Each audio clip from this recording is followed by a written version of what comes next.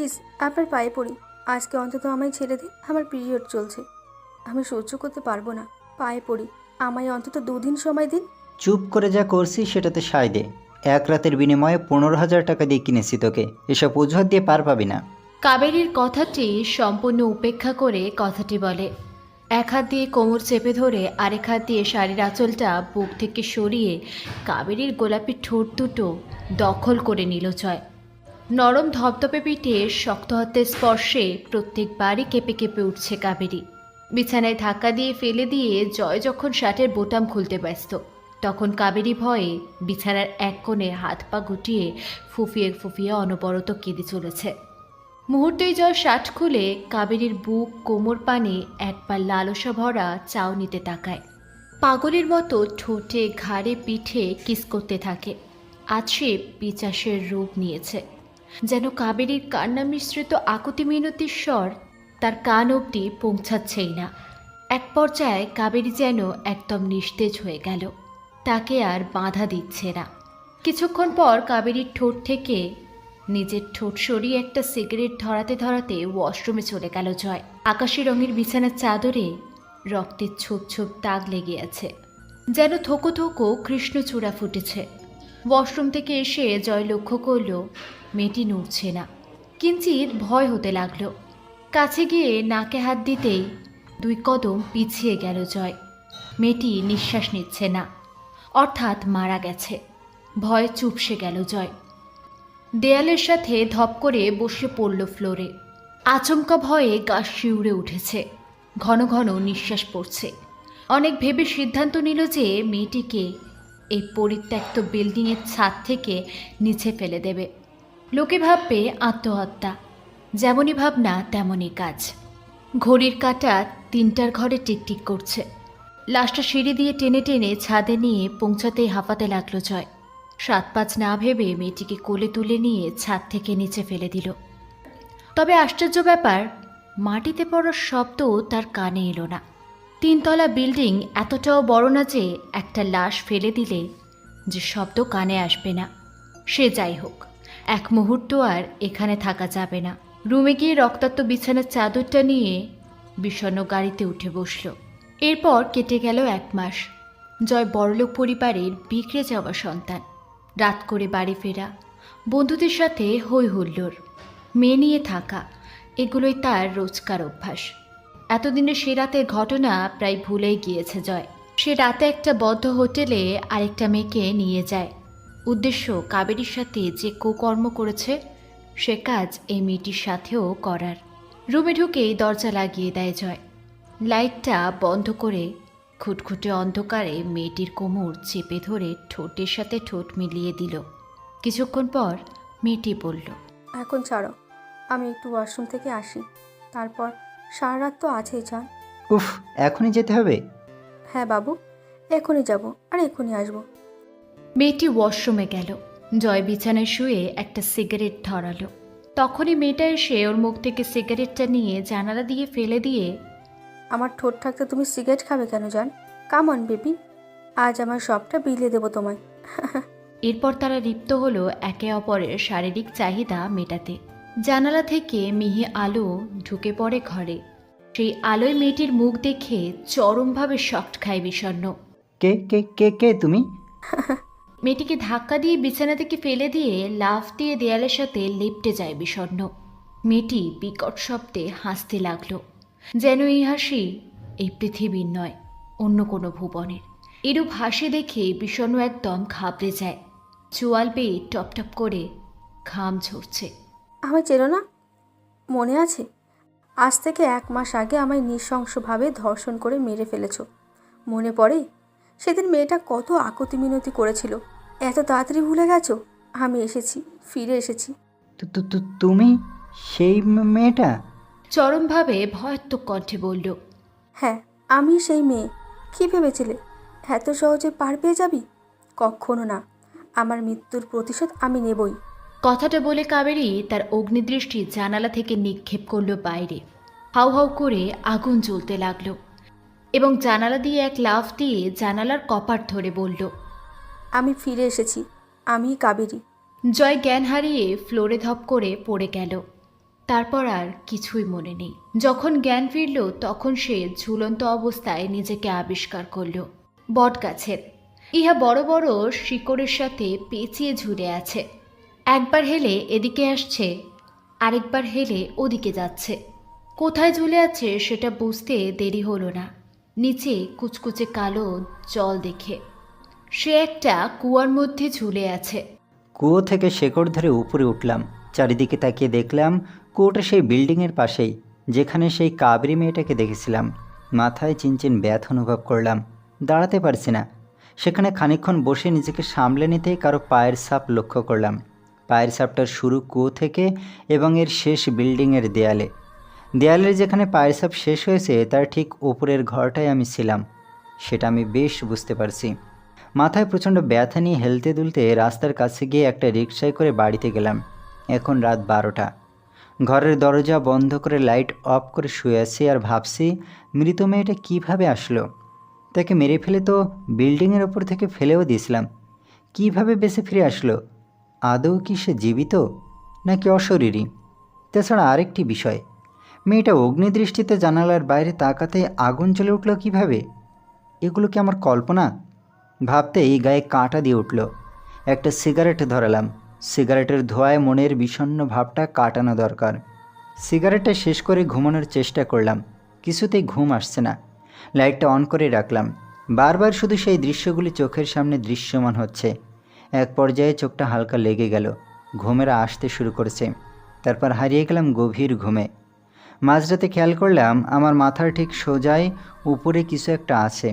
ঘুমের মধ্যেই তার ছায়া অনুভব করতে পারছি।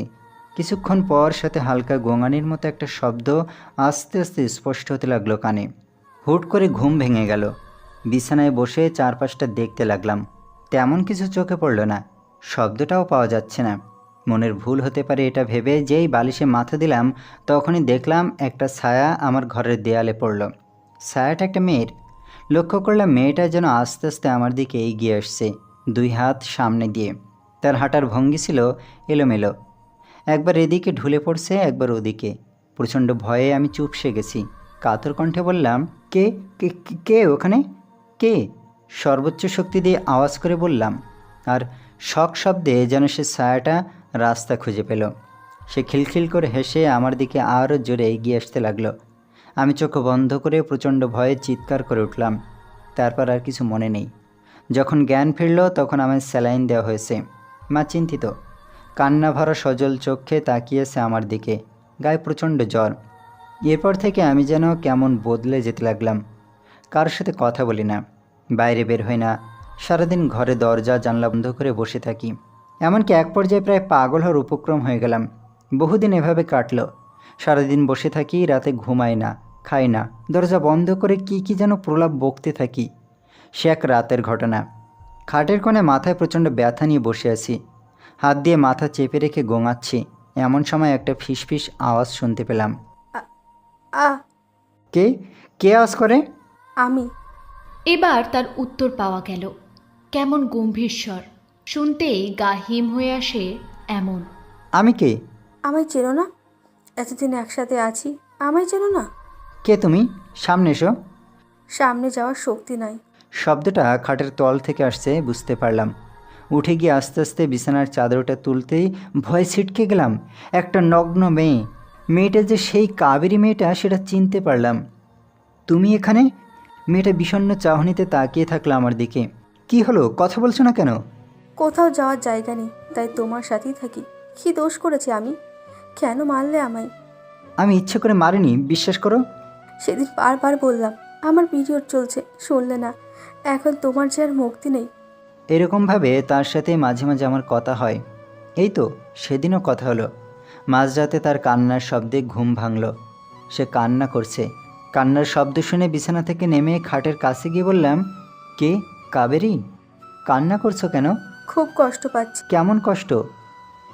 তুমি নগ্ন হয়ে থাকো কেন? নগ্নতাই তো তোমার পছন্দ।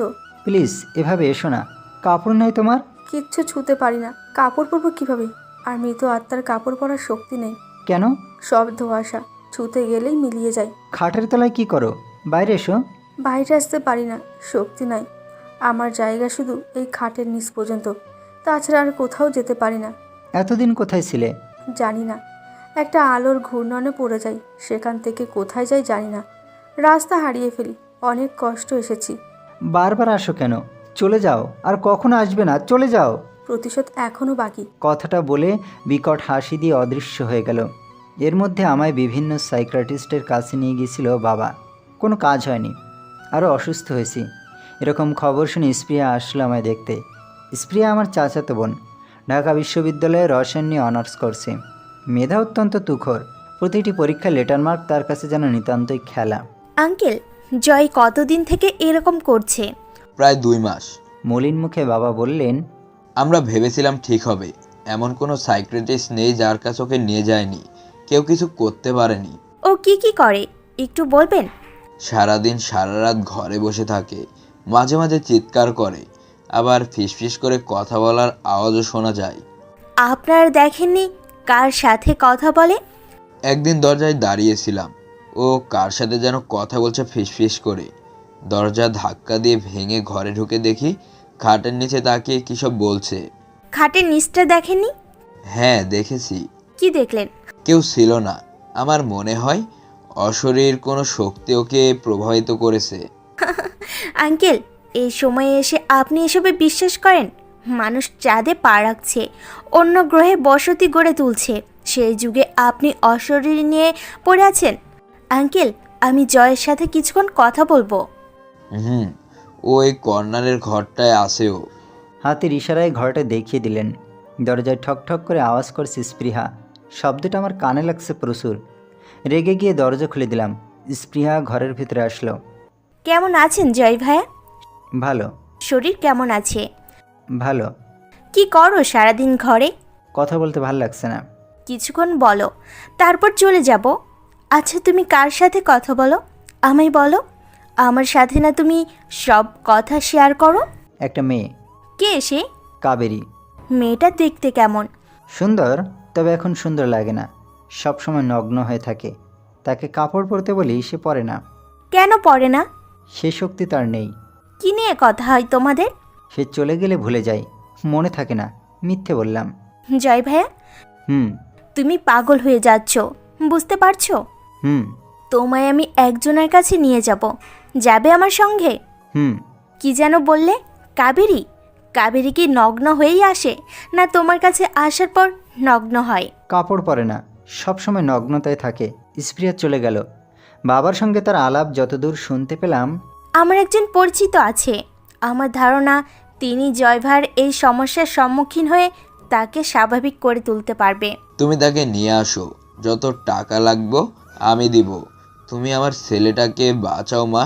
আঙ্কেল, আপনি চিন্তা করবেন না, আমি ওনার সাথে কথা বলবো। উনি যত সম্ভব আসবে না। জয় ভাইয়াকে নিয়ে ওনার কাছে যেতে হবে। তুমি কথা বলো। আচ্ছা আঙ্কেল, আমি আসি। এমনিতে হলেই রাস্তার ধারে বিড়ির দোকানটায় তার দেখা পাওয়া যায়।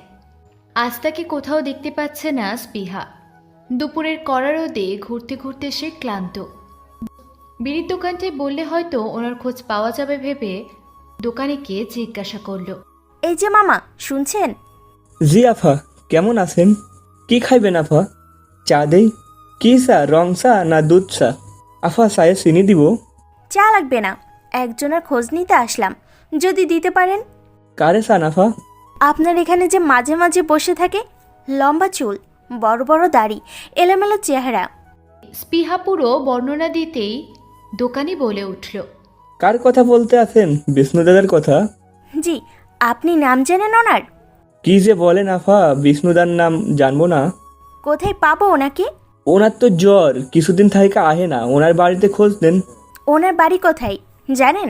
ওই যে গলি দেখা যায়, ওই গলি দিয়ে গিয়া হাতের বাম পাশের মোড় পাইবেন একটা, সেই মোড় ঘুরিয়ায় ডান পাশের 3 নম্বর বাড়িটাই ওনার। স্পৃহা লোকটিকে ধন্যবাদ দিয়ে রওনা হলো বিষ্ণুদার খোঁজে তার বাড়িতে। তার বাড়ি পাওয়া গেল পুরনো আমলের রাজাবাদশাদের বাড়িগুলোর মতোই ধ্বংসস্তূপ বাড়ি। স্পৃহা দরজা ঠকঠক আওয়াজ করতেই ভিতর থেকে উত্তর এলো, অপেক্ষা করুন। স্পৃহা দরজার বাইরে অপেক্ষা করছে। 8 ঘন্টা পর দরজাটা খুলে দিলেন বিষ্ণুদা। রুক্ষ চুল, দাড়িগুলোও বড় বড় হয়েছে, পরনে পাঞ্জাবি, চোখে হালকা ফ্রেমের চশমা পরতে পরতে তিনি বললেন, ভিতরে আসুন। পিহা ভিতরে গেল। এই লোকটির প্রতি তার আলাদা একটা টান কাজ করে। তাকে মনের কথা বলতে গিয়েও বলতে পারে না। লোকটা ভবঘুরে, কোনো কাজকর্ম করে না। সারাদিন চায়ের দোকানে চা বিড়ি খেতে দেখা যায়। ঘরে ঢুকে একটা মস্ত বড় বুক শেলফ ছাড়া চোখে পড়ার মতো আর কিছুই নেই। তার নজর কাটিয়ে জীর্ণকণ্ঠে বিষ্ণুদা বললেন, দরজা খুলতে দেরি হলো। প্রথমবার যখন ডাকলেন তখন হালকা ঘুম চোখে ছিল, আপনার ডাকে ঘুমটা আরও গাঢ় হলো। বাস্তবে খুলতে না পারলেও স্বপ্নই ঠিক দরজা খুলে দিয়েছে। কি আশ্চর্য স্বপ্ন, আর বাস্তব চেনাও মুশকিল। আপনি এখানে এভাবে খামখেয়ালি চলেন? যেমন আসি বেশ আছে। বলুন কী জন্য এসেছেন? শরীরটা খারাপ, কয়দিন থেকে জ্বর ছাড়ে আবার ধরে। তাকে জয়ের সকল ঘটনা খুলে বললেন। সিগারেট ধরাতে ধরাতে বললেন, ওনাকে নিয়ে আসুন একদিন, ওনার মুখে সবটা শুনতে হবে। চা খাবেন? পিহা নাসূচক মাথা নেড়ে আগামী পরশু জয়কে নিয়ে আসবে বলে উঠে চলে গেল। বিষ্ণুদা ফ্যাকাশে এসে আবার শুয়ে পড়লেন। কথা মতো একদিন পর জয়কে নিয়ে স্পৃহা উপস্থিত হলো বিষ্ণুদার বাড়িতে। দরজায় ঠক ঠক শব্দ করা হলো। ভিতর থেকে সাড়া পাওয়া গেল না। আরেকবার দরজাতে হাত দিতেই বিষ্ণুদা দরজা খুলে দিলেন। সিগারেট ধরাতে ধরাতে বললেন, পেটের ব্যথাটা কেমন বেড়েছে, শুয়েছিলাম। বলেই নির্বিকার ভঙ্গিতে বিছানায় গিয়ে বসলেন। পিহা আর জয় ভিতরে ঢুকল। তারা দুজনেই বসে আছে দুটো বেতের চেয়ারে। বিষ্ণুদা, সেদিন যে বলেছিলাম আমার ভাইয়ের কথা। চা বানাতে পারো? জি পারি। যাও রান্নাঘরে গিয়ে চা বানিয়ে নিয়ে এসো, ফ্লাক্সে করে নিয়ে এসো। জি আচ্ছা।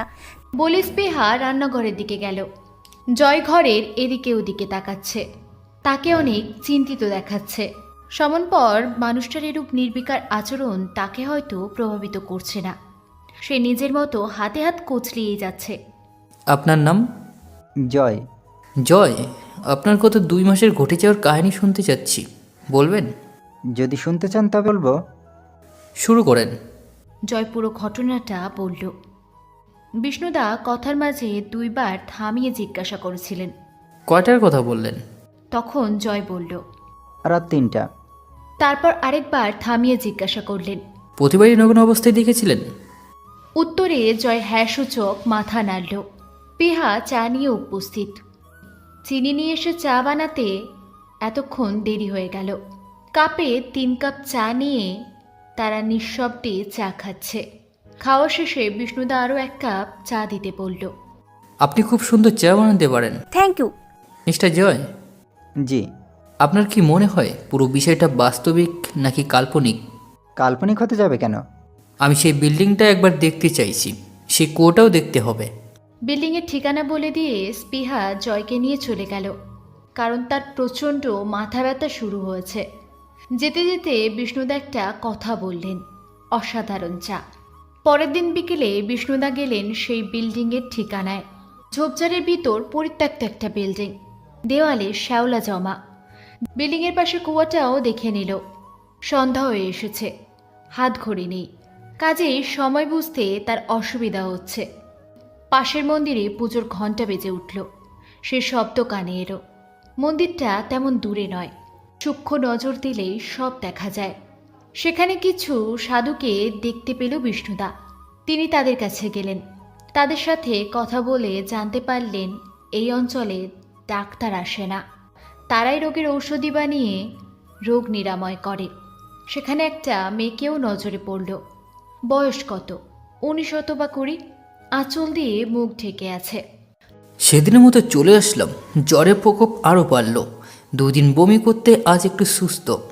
দরজা টোকা পড়ছে। আমি বললাম দরজা খোলা। একটা ছেলে ঢুকলো ঘরে। আপনি কি বেশি অসুস্থ? এখন সুস্থ, 2 দিন আগে খুব অসুস্থ ছিলাম। আমায় চিনতে পেরেছেন? হ্যাঁ, আপনার সাথে মেয়েটা আসেনি? ওর হাতে চা খেতে পারলে ভালো লাগতো। অসুস্থের জন্য 2 দিন থেকে চা বাইরে থেকে দিয়ে যায় এক ছোকরা। চায়ে সারা চিনিই দেয় না, হারামজাদা ও। আমি চা করে নিয়ে আসি। ঠিক আছে, আসুন। জয় চা করে 2 কাপ চা নিয়ে ঘরে আসলো। চেয়ারে বসে আরামল পা দুলিয়ে শব্দ করে চা খাচ্ছে। তাকে শিশুদের মতো লাগছে। আপনি খুব সুন্দর চা বানাতে পারেন। Thank you. আপনার বিষয়টা নিয়ে আমি কাল ভেবেছি। কিছু পেলেন? পেয়েছি। মনে হয় আমি আপনার সমস্যাটা প্রায় ধরেই ফেলেছি। নিজেকর মতো করে একটা হাইপোথিসিস দাঁড় করিয়েছি। বলুন। কাবরি মেয়েটা এখনও জীবিত। বিষ্ণুদার মুখ থেকে এরূপ কথা শুনে জয় চরম একটা শক খাওয়ার মতো অবস্থা হলো। সে অবাক বিস্ময়ে বিষ্ণুদার দিকে তাকিয়ে বলল, সেটা কিভাবে সম্ভব? আমি নিজেও নাকি হাত দিয়ে পরখ করে নিয়েছিলাম। আপনি তো সেদিন পার্টি করে কাবরিকে ওই বিল্ডিংয়ে নিয়ে এসেছিলেন, তাই না? এবং তার সাথে শারীরিক সম্পর্ক শেষ। যখন ওয়াশরুম থেকে এসে দেখলেন সে নড়াচড়া করছে না, বিছানার একডালা হয়ে আছে, তখন আপনি একটু ভয় ভয় হতে থাকেন, তাই না? হুম। কাবরি তখন অজ্ঞান অবস্থায় ছিল। আর ভয় নিয়ে একটা কথা বলি, যদি আমরা একটা বিষয়ে ভয় ভয় নিয়ে জানতে শুরু করি বা প্রত্যক্ষ বা পরোক্ষভাবে সেটার মুখোমুখি হই, তখন আমাদের নিরন সেই ভয় বিষয়টা সঠিক প্রমাণ করার জন্য মস্তিষ্কে চাপ দেয় এবং আমাদের মনে হতে থাকে যে বিষয়ে ভয় পাচ্ছি সেটাই হবে। এর সাথে কাবেরীর মৃত্যুর কি সম্পর্ক? সম্পর্ক আছে। যখন আপনি ভয় ভয় অস্থির মনে নিয়ে কাবরির নাকে হাত দেন তার শ্বাস চলে কিনা দেখার জন্য, তখন দেখলেন ওর শ্বাস চলছে না, কিন্তু বাস্তবে তার শ্বাস চলছিল। সে তখন অজ্ঞান অবস্থায় ছিল, তার শ্বাস ভারী হয়ে পড়েছিল। যেহেতু আপনি অস্থির মন নিয়ে নাকে হাত দিয়েছেন, তখন সামান্য সময় আপনার কাছে অনেকক্ষণ মনে হয়েছে, তখন 2 সেকেন্ড সময় আপনার কাছে 10 সেকেন্ডের সমান মনে হয়েছিল। ঠিক বুঝতে পারছি না। ধরুন 10টা বাজতে টিভিতে একটা মুভি দিবে, আপনার পছন্দের মুভি, যেটার জন্য আপনি অস্থির হয়ে আছেন, তখন 10টা বাজার আগে 10 সেকেন্ড আপনার কাছে মনে হতে পারে অনেকক্ষণ। 10 সেকেন্ডও সময়ও সহ্য করতে পারবেন না, মনে হবে এতক্ষণে 10 সেকেন্ডের সময় শেষ হয় না। ঠিক একই ঘটনা কাবরির ক্ষেত্রেও ঘটেছে। আপনি হয়তো 2 সেকেন্ড হাত রেখে দিয়েছিলেন এবং আপনার মনে ছিল অস্থির, তাই সেই 2 সেকেন্ড আপনার কাছে মনে হয়েছিল অনেকক্ষণ। এবার বুঝতে পেরেছেন? জয় হ্যাঁ বলে কিছুটা নড়ে চড়ে বসল। সামনে বসা লোকটার যুক্তি তাকে চরমভাবে অবাক করে দিয়েছে। জয়ের চোখ তীক্ষ্ণ হতে লাগলো। সে বিষ্ণুদার কাছে দ্বিতীয় প্রশ্ন ছুড়ে মারল। আপনার কথা ঠিক, আমি যথেষ্ট অস্থির ছিলাম। সেই শারীরিক সম্পর্কটা ছিল আমার জীবনে প্রথমবার, তাই প্রথম থেকে অস্থির ছিলাম। কিন্তু কাবেরী যখন ছাদে নিয়ে গিয়ে ওখান থেকে নিচে ফেলে দিই, তখন শব্দ পেলাম না কেন? আপনি যখন কাবেরীকে 3 তলা ছাদ থেকে নিচে ফেলে দিলেন তখন শব্দ পাননি, কারণ বিল্ডিংয়ের নিচে প্রচুর ঝোড়ঝাপড় ছিল। সেখানে এক প্রজাতির গাছ আছে যার নাম ক্যানসি সম্পূর্ণ। 50 ফুট গাছের এই শিকড়ের বিস্তার হতে পারে 150 ফুট।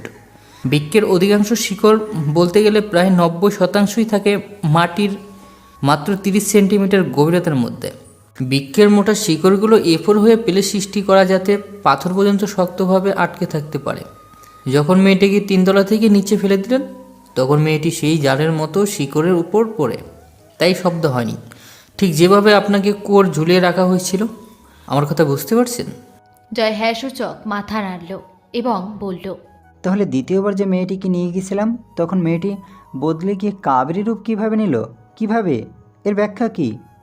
আমার হাইপোথিস মতে আপনি যখন রাতে পার্টি করে মেয়েটিকে নিয়ে সেই বিল্ডিংয়ের দিকে যান, তখন হতে পারে কাবরি সেই ঘরের কাছে তারা লুকিয়ে থাকে। কি থাকতে পারে না? পারে। দেখুন, আমি প্রথমেই বলেছি আমি উক্তি বিষয়টির উপর একটা হাইপোথিসিস দাঁড় করিয়েছি। পুরোটা আমার কাছে ধোঁয়াশা, এখন পরিষ্কার না। আপনি বলুন। মেয়েটা যখন ওয়াশরুমে যাবে বলেছিল, হতে পারে তখন সেই ওয়াশরুমের ভিতরে কাবেরী ছিল এবং মেয়েটি ওয়াশরুমে ঢোকার সাথে সাথে কাবেরী কোনো তরল পদার্থ দিয়ে তাকে মুহূর্তে অজ্ঞান করে দিয়ে তার বদলে নিজেই আপনার সামনে উপস্থিত হলো। এমনটাও হওয়া খুব অস্বাভাবিক কিছু না। না, কিন্তু আমি তখনই চিনতে পারলাম না কেন? কারণ তখন কিছুটা নেশাগ্রস্ত অবস্থায় ছিলেন, ততটা লক্ষ্য করেননি। তাহলে যখন কাবেরী চলে যায় তার আগে জানালার দিকে তাকাতে তার অগ্নি দৃষ্টিতে আগুন জ্বলে উঠল, সেটা কিভাবে হলো? আপনি বলেছিলেন মেয়েটি আপনার মুখ থেকে সিগারেট ফেলে দিয়ে বলেছিল, মেয়েটি বলেছিল সে থাকতে আপনি সিগারেট কেন খাচ্ছেন। সেই জ্বলন্ত সিগারেট সেই জানালা দিয়ে নিচে ফেলার কারণেই সেখানে থাকা শুকনো পাতা থেকে ক্ষীণ ক্ষীণ আগুন জ্বলে উঠেছিল। আমার ঘরে তাকে নগ্ন হয়ে দেখেছিলাম, সে কেন এরকম নগ্নতা অবস্থায় আসতো? সেই যে আত্মা এটা আপনাকে বিশ্বাস করতে নগ্নতাই ছিল। সাধারণ জামা কাপড় পরে আসলে হয়তো আপনাকে প্রভাবিত করতে পারতো না, আর তার লজ্জার বিষয়ও ছিল না, কারণ আপনার দ্বারাই তার লজ্জাহরণ অনেক আগেই হয়েছিল। তার মানে সে আত্মা না, সে বেঁচে আছে। কিন্তু সে এরকম কেন করছে? আমায় পুলিশের অধীনে করলেই তো হতো, এত কিছু করার মানে কি? সেটাও নিজেই বলবে। কোথায় কাবেরী? এখনও তাকে পাইনি, আশা করি খুব শীঘ্রই পাবো। চা খাবো, অনেকক্ষণ হলো চা খাই না। আরেকবার চা বানিয়ে আনতে পারবেন? জয় এক কাপ চা বানিয়ে বিষ্ণুদার সামনে রাখল। বিষ্ণুদা বলে উঠল, 1 কাপ কেন, আপনি খাবেন না? জি না, আমি চলে যাব। হুম। আপনাকে 1 প্যাকেট সিগারেট কিনে দিয়ে চলে যাব। বিষ্ণুদাকে 1 প্যাকেট সিগারেট কিনে দিয়ে ঘর থেকে বের হলো জয়। সিগারেটের প্যাকেট পেয়ে বিষ্ণুদার মুখে আনন্দের ছিটেফোঁটা লক্ষ্য করে জয়। এদিকে বিষ্ণুদা একটা সিগারেট ধরালেন। মনে মনে ভাবতে লাগলেন কাবেরী মেয়েটার কথা। সন্ধ্যা ঘনিয়ে রাত নেমে এলো। বিষ্ণুদা রাতে কিছুই খেলেন না। তিনি মাঝে মাঝেই না খেয়ে সারা রাত কাটান। আজকে সে পূর্ণিমা দেখবে। বারান্দায় একটা বেতের চেয়ারে বসে আছে বিষ্ণুদা। পরনে সাদা পাঞ্জাবি, পায়ে কালো চামড়ার চটি স্যান্ডেল। তিনি উৎসুক হয়ে তাকিয়ে আছেন চাঁদের পানে। চাঁদ নিয়ে তার মনে কৌতূহলের শেষ নেই। এমন সময় 1 কাপ চা পেলে ভালো লাগতো, কিন্তু উঠে গিয়ে চা করে নিতে ইচ্ছে করছে না। এমন সময় বিষ্ণুদার সামনে একটা হাত এলো, হাতে পিরিচে করে 1 কাপ চা। তিনি পিরিচটা নিজের হাতে নিলেন। মেয়েলি কণ্ঠে কেউ বলে উঠল, চা কেমন হয়েছে বিষ্ণুদা? সুন্দর। শুধুই সুন্দর? না, অতি সুন্দর। আপনি অনেক সুন্দর চা বানাতে পারেন। এত উৎসুকভাবে কি দেখছেন? চাঁদ। চাঁদে দেখার মতো কি আছে? অনেক কিছু। আচ্ছা বলো তো, চাঁদে যে ছোপ ছোপ কালো দাগ, সে দাগগুলো না থাকলে কি হতো? কি হতো মানে? কি অদ্ভুত প্রশ্ন। বলতে পারলে না তো? যদি দাগ না থাকতো তাহলে লোকে বলতে পারতো না যে চাঁদেরও কলঙ্ক আছে। রসিকতা করছেন? হুম। আমাকে কিন্তু এখনো দেখেননি আপনি। দেখার প্রয়োজন মনে করছি না। আজকে চাঁদটা দেখছি, কত সুন্দর। শুধু এই দাগগুলোর সৌন্দর্য কিছুটা ক্ষুণ্ণ করেছে, তাই না? হুম। বিষ্ণুদা চায়ের কাপে চুমুক দিচ্ছে। মেয়েটি তার পাশে দাঁড়িয়ে আছে, কিন্তু বিষ্ণুদা যেন চাঁদের উপর থেকে নিজের আকর্ষণ সরাচ্ছেনই না। কিছুক্ষণ পর বিষ্ণুদা বললেন, কাবেরী, 1 কাপ চা করে আনতে পারবে? আমার রান্নাঘরে সব আছে, একটু কষ্ট করে বানিয়ে আনবে। মেয়েটি এবার কিছুটা ঘাবড়ে গেল। কাপা কাপা কণ্ঠে বলল, জি আনছি। বিষ্ণুদা মুচকি হাসলেন। এই নিন চা। ধন্যবাদ। আপনি আমায় চিনলেন কিভাবে? আপনি তো আমায় দেখেননি। তোমার কাপড়ের ঘ্রাণ পেয়ে বুঝতে পেরেছি। ঘ্রাণ শুনে কিভাবে বুঝতে পারলেন? আমি তো আগে আমার শরীরের ঘ্রাণ কখনো পাননি। তোমার গায়ের আগরবাতির ঘ্রাণ লেগে আছে। আমার গায়ে আগরবাতি ঘ্রাণ লেগে আছে, এতে কিভাবে বুঝলেন যে আমি কাবেরী? পুরনো বিল্ডিংটার পাশে মন্দিরে যখন গিয়েছিলাম তখনই তোমায় দেখেছিলাম। তুমি ঘোমটা দিয়েছিলে, মুখটা দেখতে পারিনি। সেখানে তুলসী গাছের প্রদীপ জ্বালাচ্ছিল। তখন যে আগরবাতি জ্বালিয়েছিলে সেটার গন্ধ আর এখন গন্ধটা একই। কিন্তু আমি যে কাবেরী সেটা কিভাবে বুঝলেন? সেখানকার সাধুর সাথে কথা বলে যখন জানলাম তার জড়িবটি বানাতে জানে, এবং সেই সময় তোমায় দেখলাম।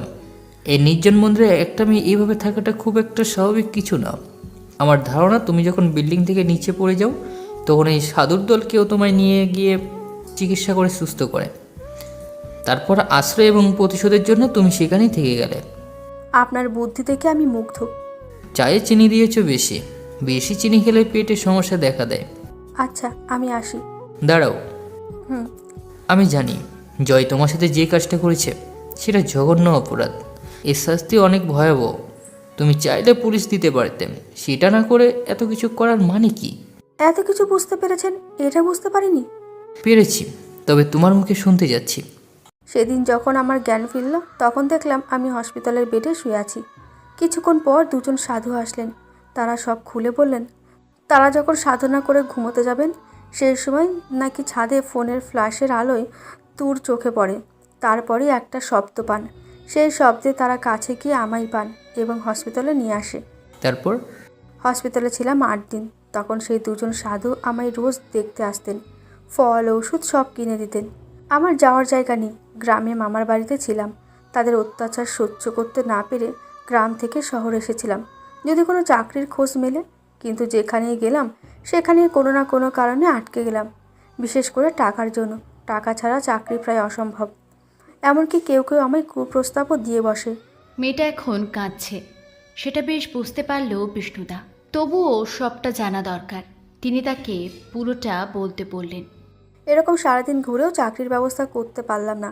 সন্ধ্যা হয়ে এলো। একজন বৃদ্ধ লোক বললেন তাদের বাড়িতে কাজের মেয়ে দরকার। একটা আশ্রয়ের আশায় আমি রাজি হয়ে যাই। সেই বৃদ্ধ লোকটি আমায় পতিতাপল্লীতে বিক্রি করে দিয়ে চলে গেল। এরপর সেখান থেকে উনি আমায় ওই বিল্ডিংয়ে নিয়ে আসেন। তারপর হসপিটাল থেকে তুমি আশ্রয়ে আসায় সেই মন্দির থেকে গেলে? শুধু আশ্রয় না, আমি প্রতিশোধ নেওয়ার জন্যও ছিলাম। পুলিশকে জানাওনি কেন?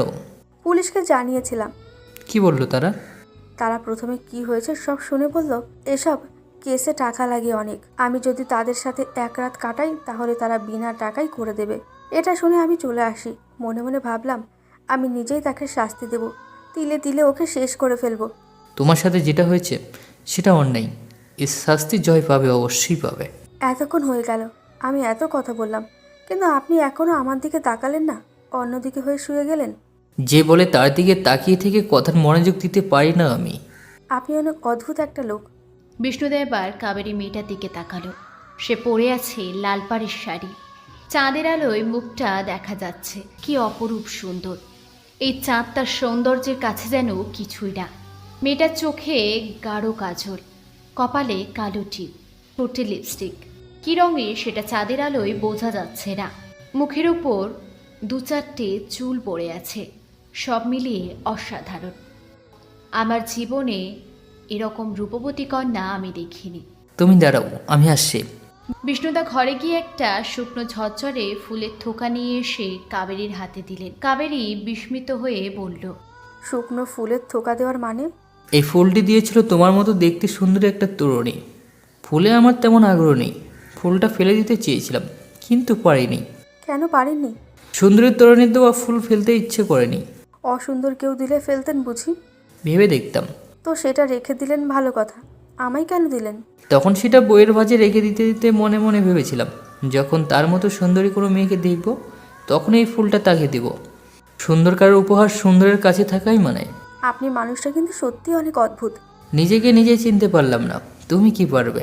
আচ্ছা, এটা কি ফুল? কৃষ্ণচূড়া আমার পছন্দের ফুল। মেয়েটির নাম জানতে পারি? যে আপনার মতো একজনকে চিনতে পেরেছে সে নিশ্চয়ই অসাধারণ কোনো মেয়ে। ওর নাম স্পেহা। বাহ, সুন্দর নাম। একটা অদ্ভুত কথা বলি। বলুন। মেয়েটা সেই জয়ের কাকাতো বোন। নিজে যার কাছে ধর্ষিত হয়েছিল তার বোন বিষ্ণুদার মতো অদ্ভুত একটা লোককে পছন্দ করে ভাবতেই কাবেরীর রাগ হতে থাকলো। মনে মনে ভাবলো যার বোন আছে সে কিভাবে পারে অন্য একটা মেয়ের সাথে এরকম পিশাচের মতো কাজ করতে। কাবেরীর ভাবনা ভেঙে দিয়ে বিষ্ণুদা বললেন, কাবেরী, হুম। আমি তোমার সাথে হওয়া অন্যায় প্রতিবাদ করব। আমি তোমার সাথে আছি। বিষ্ণুদা, আমি নিজেও জানি না আমি কি করব। অশরীরে আতঙ্ক দিতে দিতে এভাবে তার অসুস্থতার সুযোগ নিয়ে তাকে শাস্তি দিতাম, কিন্তু আদৌ তো এটা সম্ভব হলো না। আপনি সবটা ধরে ফেললেন, ওনাকে বলেও দিলেন। এখানে আমি আসতাম না যদিও বিষয়টা আধিভৌতিক ব্যাপার না পৌঁছাতে। তুমি হয়তো জানো না আমি ভূতপ্রেত, অশরীর এবং এসব বিষয়ে মনে থাকা ভ্রান্ত ধারণা কখনোই মেনে নিই না। তবে আমি তোমার হয়ে এই অন্যায়ের প্রতিবাদ করব। বিষ্ণুদা, কি বলে যে আমি আপনাকে ধন্যবাদ জানাবো আমার জানা নেই। কিন্তু তুমি এভাবে কিছু করতে পারবে না, আইন নিজের হাতে তুলে নিতে পারবে না। এই বিষয়ে আইনের ব্যবস্থা আমি নেব। কাবেরী ফুপিয়ে ফুপিয়ে কাঁদছে। বিষ্ণুদার প্রতি অভয় যেন তার নতুন করে বেঁচে থাকার আশ্বাস জোগাড় দিচ্ছে।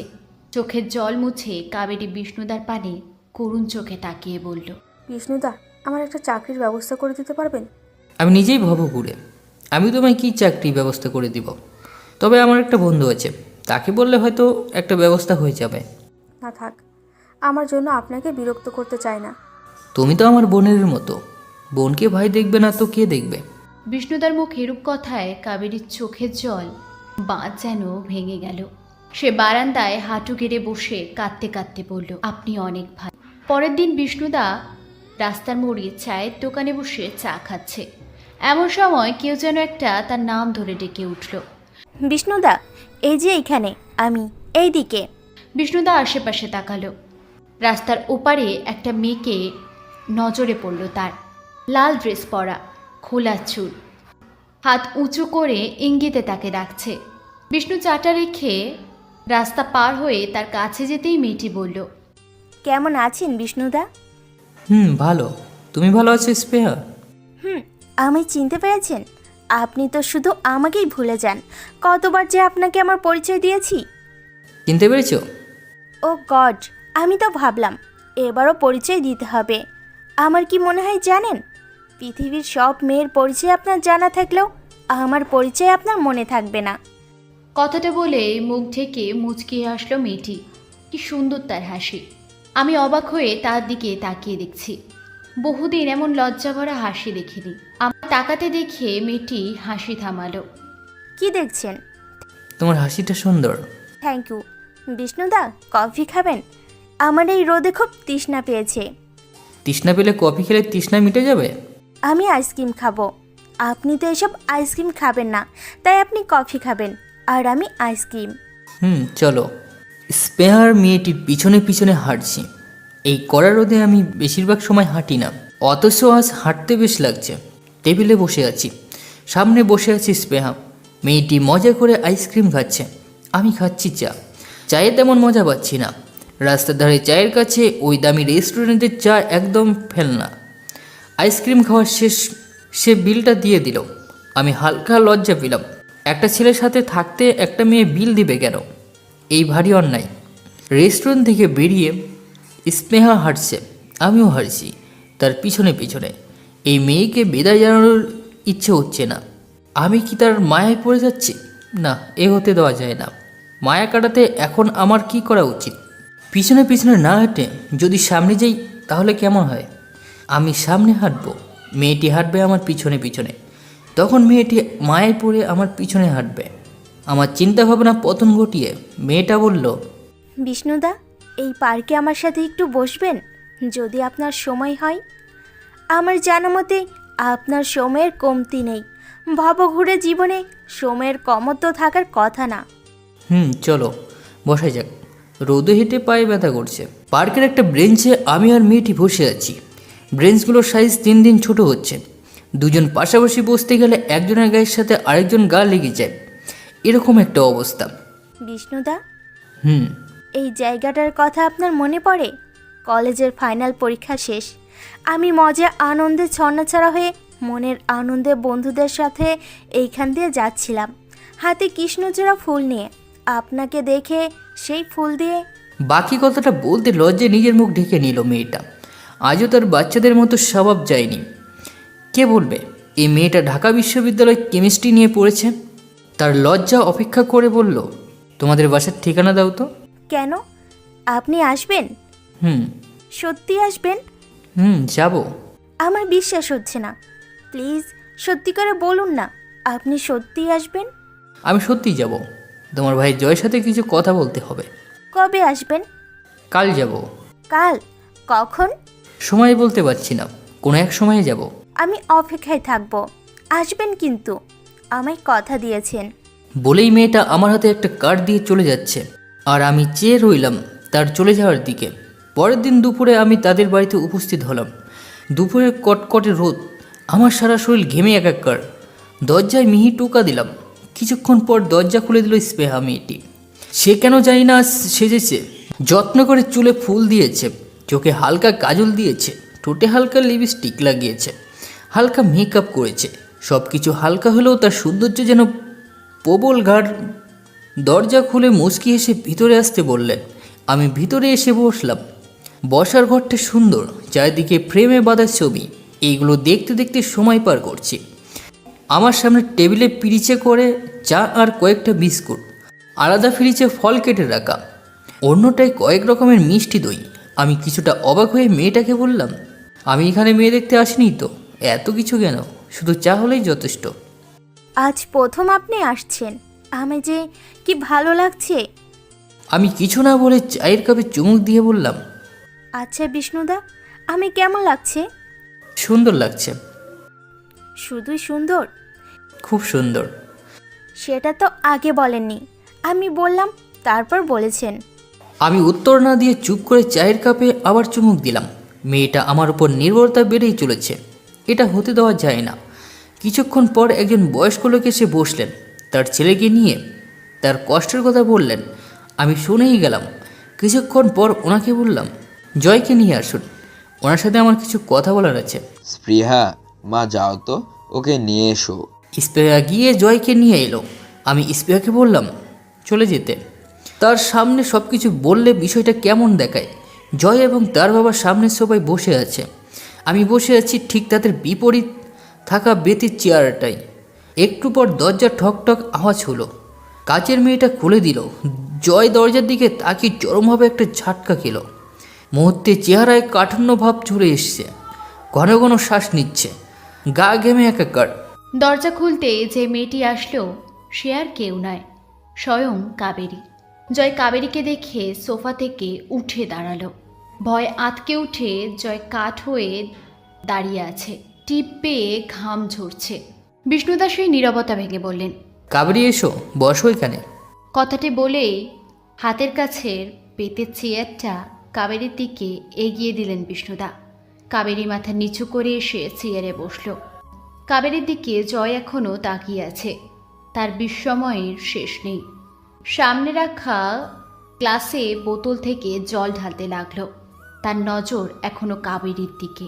তার দিকে নজর থাকায় বোতলে জলের গ্লাসটা না পড়ে টেবিলের উপর পড়ছে। বিষ্ণুদা বলে উঠলেন, মিস্টার জয়, আপনি কি কোনো কারণে ভয় পাচ্ছেন? না না, ভয় না, আমি কিছু জানি না, আমি কিছু জানি না। কথায় গ্লাসে জল ঢালা বন্ধ করে গ্লাসের জল এক ঢোকে শেষ করে বলল জয়। জয়কে দেখে তার বাবা কিছুটা ঘাবড়ে গেলেন। হঠাৎ তার ছেলের এমন অস্বাভাবিকতা তাকে কিছুটা বিচলিত করতে পেরেছে। তিনি একবার ভালোভাবে কাবেরীর দিকে তাকালেন। তীক্ষ্ণ কণ্ঠে কাবেরীর উদ্দেশ্যে বললেন, কে তুমি মা? তোমার নাম? জি, আমার নাম কাবেরী। এখানে আসার কারণ জানতে পারি? আর তোমাকে দেখে জয় এতটা ভয় পেয়ে গেল কেন? এবার বিষ্ণুদা সামনে রাখা ফ্লাক্স থেকে চায়ের কাপে চা ঢালতে ঢালতে বললেন, সেটা না হয় আমিই বলি। আঙ্কেল, এই মেয়েটির নাম কাবেরী। এর সাথে একটা পেশাচিক ঘটনা ঘটেছে। ঘটনাটা ঘটিয়েছে ওনার অনেক কাছের একটা মানুষ। কি হয়েছে জানতে চান? হ্যাঁ। মিস্টার জয়, আপনি কি এখানে স্বাভাবিক আছেন? জয়ের দিকে তাকিয়ে চায়ের চুমুক দিতে দিতে কথাটা বললেন বিষ্ণুদা। জয় ভয়াত্মক চাউনিতে কাবেরীর দিকে তাকিয়ে মিনমিন করে বলল, আমি ঠিক আছি। বেশ, তাহলে আপনি নিজের মুখে নিজের কর্মের কথাটা বলুন। কে এই মেয়ে? কেন এখানে? কিভাবে আপনি একে চিনেন? সব খুলে বলুন। আমি কিচ্ছু জানি না। ঢোক গিলতে গিলতে দুই হাত দিয়ে দুই কান চেপে ধরে কথাটা বলল জয়। এখন সব অভিনয় করে কোনো লাভ হবে না মিস্টার জয়। হয় নিজের মুখে স্বীকার করুন, নয়তো আপনার বিরুদ্ধে আইন ব্যবস্থা নিতে হবে। জয় একবার নিজের বাবার দিকে, আরেকবার বিষণ্ণর দিকে, একবার কাবেরীর দিকে তাকাচ্ছে। আজ তার জীবনের সব থেকে খারাপ সময় উপস্থিত। জয়ের বাবা কিছুটা আজ করতে পেরে জয়কে কিছুটা ধমক দিয়ে বললেন, কি হলো? চুপ করে আছো কেন? কে এই মেয়ে? কি সম্পর্ক তোদের, বলো? বিষ্ণুদা চায়ের কাপটা টেবিলে রেখে একটা সিগারেট ধরালেন। সিগারেটে টান দিতে দিতে জয়ের উদ্দেশ্যে বললেন, বলে ফেলুন, আপনার পাপের প্রায়শ্চিত্ত করার সময় এসে গেছে, বলুন। জয় এবার বলতে শুরু করলো। সেদিন রাতের ঘটনাটা পুরোটাই বলল। কাবেরীর সাথে ঘরে কথা বলা হওয়ার সকল বিষয় সে বলল। বলা শেষে জয় হাউমাউ করে কাঁদতে থাকা অবস্থায় তার বাবার পা জড়িয়ে ধরে বলল, বাবা, আমায় মাফ করে দাও, আমি অন্যায় করেছি, কিন্তু আমি আমার ভুল বুঝতে পেরেছি। বাবা, আমায় বাঁচাও তুমি। জয়ের বাবা নিজের পা ছাড়িয়ে নিয়ে বললেন, কোলাঙ্গার, তুই এতটা নিচে নামবি আমি ভাবতেও পারিনি। এত আদরের ভালোবাসার এই প্রতিদান দিলি। যখন যা চেয়েছিস তখন তাই দিয়েছি, আর তার এই মূল্য? চোখের সামনে থেকে সর, নইলে আমার হাত আজ তোরে খুন হবে। নিজের ছেলেকে খুন করে জেলে যাব। এরূপ অবস্থা দেখে কাবেরী কিছুটা ভয় পেয়ে গুটিসুটি হয়ে বসে আছে। চোখ মাটির দিকে করে এক হাতের সাথে আরেক হাতটা কড়মড় করছে। বিষ্ণুদা বলে উঠলেন, আঙ্কেল, এটা সঠিক সমাধান না। আপনি বসুন, শান্ত হন। তিনি সোফায় বসে পড়লেন। দুই হাত মাথায় রেখে নিজের চুলগুলো টানছে আর রাগের দাঁত কিরমির করছে। বিষ্ণুদা জয়ের উদ্দেশ্যে বললেন, এখন কি করবেন? জেলে যাবেন? ধর্ষণের বিচার কি জানেন? মৃত্যুদণ্ড পর্যন্ত হতে পারে। কি করবেন এবার? জয় নিশ্চুপ হয়ে দাঁড়িয়ে আছে। কাবেরী নিঃশব্দে চোখের জল বিসর্জন দিচ্ছে। জয়ের বাবা বলে উঠলেন, আমি এই মেয়েকে আমার পুত্রবধূ হিসেবে গ্রহণ করেছি। ওদের বিয়ে হবে। এই ঘটনা এখানেই শেষ হোক। এই ঘটনা যেন আর কেউ না জানে। মিস্টার বিষ্ণু, আপনার যত টাকা লাগে আমি দিব, আপনি শুধু এই ঘটনার কথা কাউকে বলবেন না। মৌনতা ভেঙে এবার কাবেরী বলে উঠল। আপনারা কি মনে করেন নিজেদের টাকা দিয়ে সব কিছু করতে পারবেন? আমি আজ ধর্ষিতা হয়েছি, এরকম কত মেয়ের শরীরে যে আপনার ছেলে ছোঁয়া আছে সেটা বলতে পারবেন, নাকি তাদেরও বউ হিসেবে নিয়ে আসবেন? সবাই নিশ্চুপ হয়ে তার দিকে তাকিয়ে আছে। কাবেরী বলতেই থাকলো। আজ আপনাদের মতো কিছু লোকের জন্য আমাদের মতো মেয়েরা রাতে চলাফেরা করতে ভয় পায়। মনে মনে একটা চিন্তায় ঘুরপাক খায় যে এই বুঝি কোনো মানুষরূপী হায়নার নজর তার উপরে পড়ে। এভাবে কত মেয়ের জীবনটা বিষাদময় হয়ে ওঠে। শুধু টাকা পয়সা, বড় স্কুল কলেজে পড়ালেই বাবার দায়িত্ব পালন হয় না। রাত বিরাতে আপনার ছেলে নেশা করে ঘরে ফেরে, আপনি কখনো কিছু বলেছেন? বলেননি। আর আজ যখন সেই ছেলে একটা মেয়েকে রেপ করলো, সেই সত্যটা জানার পর আপনি কি বললেন? তাকে ছেলের বউ বানাবেন? ছি, লজ্জা করলো না কথাটা বলতে? একটুও বাঁধলো না? শুনে রাখুন একটা কথা, আপনাদের মতো নিজ মন মানসিকতার মানুষের বাড়িতে বউ হয়ে আসা কেন আমার থুতু ফেলতেও ঘৃণা হয়। কথাগুলো বলে কাবেরী থেমে যায়। রাগে লজ্জায় জয়ের বাবা দাঁড়িয়ে আছে, কোনো কথা বলছে না। বিষ্ণুদা এবার বললেন।